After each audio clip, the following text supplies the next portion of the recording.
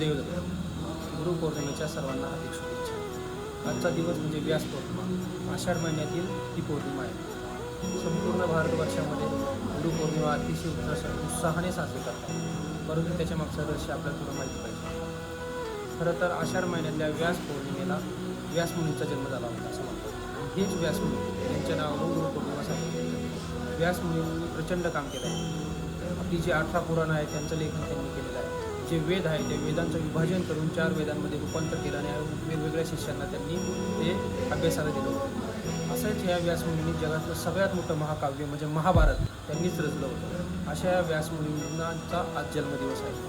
म्हणून गुरुपौर्णिमा ही व्यासमुनींच्या जन्मदिवसापासून साजरी करण्याची पद्धत पडली आहे। आज आपण अनेक आपले गुरु आहेत, आई वडील शिक्षक समाज इतर आपले धार्मिक आध्यात्मिक गुरु असतील त्यांना आपण नमस्कार करतो। त्यांना नमस्कार करत असताना व्यास मुनींना कधी विसरलं नाही पाहिजे।